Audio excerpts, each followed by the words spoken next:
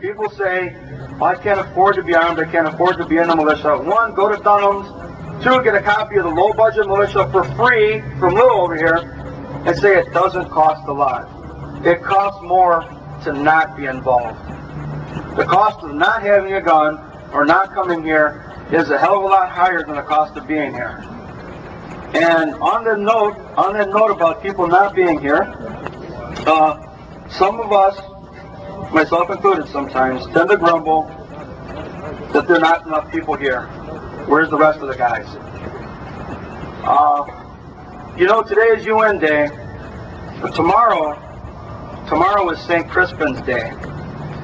And if you're not familiar with what happened on St. Crispin's Day about 600 years ago, that's the date of the Battle of Agincourt, when Henry V led his common, rough, dirty, some unshoed troops across into France and went toe-to-toe with heavily armored French cavalry. The French knights had promised to lop the middle finger, that's this one right here, off of every English archer, English and Welsh archer that they caught, so that they couldn't shoot their bows anymore. They had a terrible fear of a common man with a longbow being able to disable or kill a knight. The English longbow was capable of penetrating most armor at that time, and they were terrified of it for good reason. But Henry V, laying claim to the throne of France, your opinion on that, whatever, had these poor guys go across the channel. And the day before St. Crispin's, so that would be like today, he gathered his fellows together and said, look, we're going to fight these guys. They got armor, we don't. They have horses, we're walking. There's a lot more of them. And one of his guys said, my king, I wish we had more here. I wish we had more people here. Just like we say here, hey, I wish we had more. I wish that I couldn't see any grass, and I wish that I couldn't see the street back there, and if there were more people here, maybe it'd be a little warmer. But Henry V said he didn't want any more. And if you'll give me a minute to read this, because tomorrow is St. Crispin's Day, I'll go with Henry V. This is Act 4, Scene 3, just briefly what he said.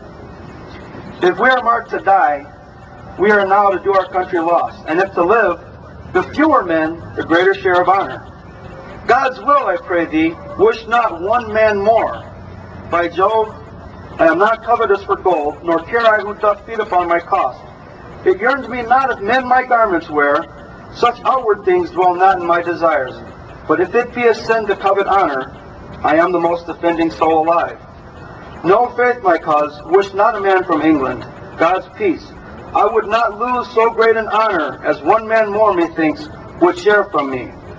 For the best hope I have, oh, do not wish one more. Rather proclaim it, Westmoreland, through my host, that he which hath no stomach to this fight, let him depart. His passport shall be made, and crowns for convoy put into his purse.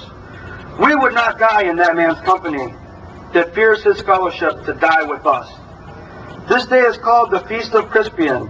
He that outlives this day and comes safe home will stand a tiptoe when the day is named, and rouse him at the name of Crispian. He that shall live this day and see old age will yearly on the vigil feast his neighbors and say, tomorrow is St. Crispian. Then he will strip his sleeves and show his scars, and say, these wounds I had on St. Crispin's day. Old men forget, yet all shall be forgot. But he'll remember with advantages what feats he did that day. Then shall our names, familiar in his mouth as household words, Harry the King, Bedford and Exeter, Warwick and Talbot, Salisbury and Gloucester, be in their flowing cups freshly remembered. This story shall the good man teach his son, and Crispian shall never go by from this day to the ending of the world. But we in it shall be remembered, we few, we happy few, we band of brothers. For he today that sheds his blood with me shall be my brother, be he never so vile. This day shall gentle his condition. And gentlemen in England now abed shall think themselves accursed that they were not here, and hold their manhoods cheap, whilst any speaks that fall with us upon St. Crispin's day. Now that was an inspiring speech that at one point caused the porch to burn down because people were watching it while the porch was burning. We can learn a lot from the bowmen that fought there that day.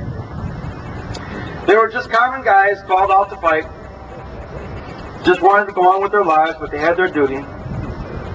And like them, we may soon face a nearly overwhelming might of a dreadful foe who outnumbers us and expects us to just crumble, buckle, and surrender.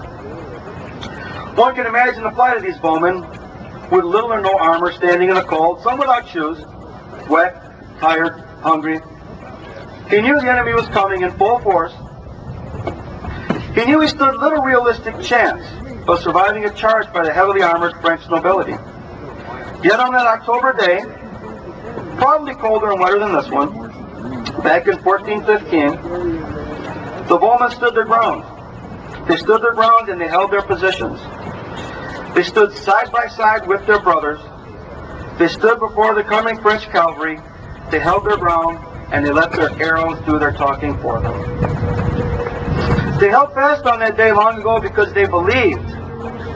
They believed that they could win. They believed that if they only held fast, and if they didn't yield, that they could take the day. And that's what it takes. That's what it takes for us, to believe. You have to believe that what you're doing is worth doing. You have to believe that you can make a difference no matter how small, and that that difference will matter. You have to believe that freedom is worth defending, that the Republic is worth saving, and that the future matters enough to care about. You have to believe that all of your toil, your sweat, and your efforts will someday add up to a more free society. You have to believe that the weight of what you're doing will someday be held up to measure and will count. You have to believe that this rally, or the next meeting, or the next training is worth going to. Not for what you can gain from it, but for what you can contribute to it. You have to believe that you matter, that you can make a difference. You have to believe that you can do this, and you have to believe in this band of brothers. You have to believe that one arrow that you let loose could be the one, could be the shot that will send the heavily armored foe crashing to the ground, broken in defeat. You have to believe in this country and what it represents for everybody. You have to believe in each other. So all of this, what we can do, where we can go, what we can achieve, all depends on your will and your ability to keep going and your determination to stand your ground. You have to convince no one but yourself that you believe, and win or lose, stand or fall, you will do your best for yourself, your brothers and sisters, and your country. You want to keep the United Nations away? You want to keep the guns from being destroyed? You want to preserve and protect the Constitution? Remember how they stood their ground. Think about them and believe, because I believe. Thank you.